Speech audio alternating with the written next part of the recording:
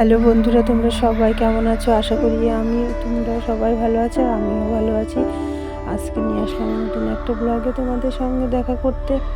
এই যে আমি সকালবেলা বাসন টাসন মেজে ঘর দোর ঝাড় দিয়ে বিছানা কাঁথা তুলে সব কাজ সেরে গা কাপড় ধুয়ে ঠাকুর ঘরে ঢুকেছি। ঠাকুর ঘরটা সেরে টেরে এসে তারপরে কিছু মুখে দিয়ে এদিকে চলে আসলাম রান্নার জোগাড় করতে। দেখছি কলপরে অনেকদিন কচু শাক খাওয়া হয় না, কলপরে কত কচু শাক আছে। তা কিছু কচু শাক এই যে তুলে নিচ্ছি কচি কচি পাতা থেকে। কচু শাকটা রান্না করব আর ডিম রান্না করব ভাবছি আজকে। কচু শাকগুলো তুলে নিয়ে যে আমি ধুতে যাচ্ছি। কচু শাকে এই যে কষ বেরোচ্ছে, ওর জন্য ভালোভাবে ধুয়ে নিচ্ছি।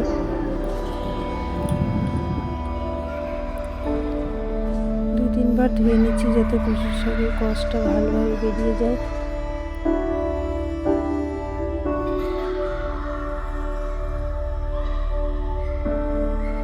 আমার তো কচু শাক খেতে ভালোই লাগে। আমাদের পিটির বাবাও কচু শাক খেতে খুবই ভালোবাসে।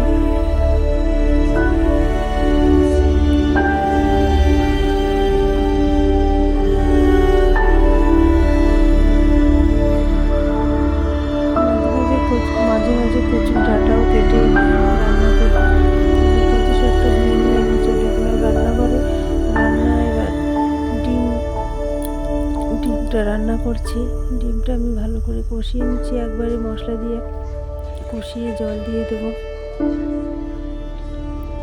তারপরে ডিম রান্না হয়ে গেছে। তারপরে আমি এই যে চলে আসলাম কুল পাড়তে।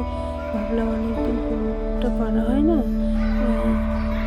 কিছু কুল পেরে আজকে আমি রোদে শুকাতে দিলাম।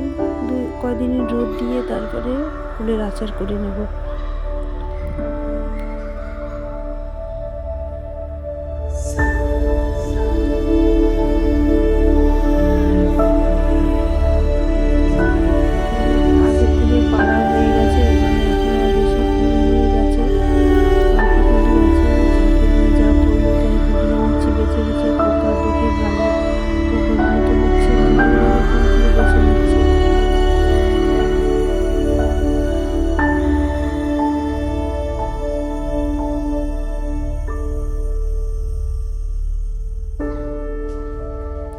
ফুলগুলো আমার সব কোরানো হয়ে গেছে।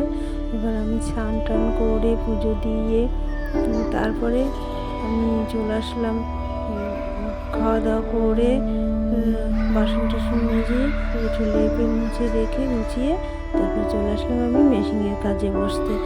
এই যে মেশিন সেলাই করছি আর এই যে আমাদের পুষিটা দুষ্টুমি করছে, মেশিনের উপরে বসে আছে।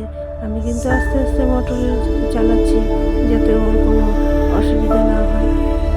তারপরে একটু মেশিন সেলাই করে 2টোর দিকে আমি চলে আসলাম আলমারি দোকানে। আমার অনেক দিনের একটা ইচ্ছা ছিল যে শোকেস আলনা কিনবো, তা সেটা ফাইনালি আজকে সেই আশাটা পূর্ণ হলো। এই যে শোকেস আলনার দোকানে চলে আসলাম। দেখো কত আলমারি, তাই তোমাদের দোকানটা একটু ঘুরিয়ে ঘুরিয়ে দেখাচ্ছি।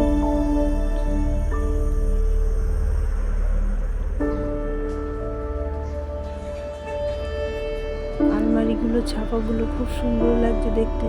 এই যে আমার সঙ্গে আমার বোন এসেছে, যে এই যে চুড়িদার পরা ওটা আমার বোন, আর পাশে ওটা আমাদের পেছনের বাড়ির বউটা এসেছে, ও আমার সঙ্গে।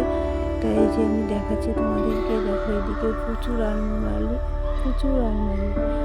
আর এদিকেও প্রচুর আলমারি, শোকেস আছে। এই যে শোকেস আলনা, এই যে ডান সাইডে প্রথমে শোকেস আলনাটা আমাদের পছন্দ হয়েছিল, তাই আমি ওটা নিয়ে এসেছি।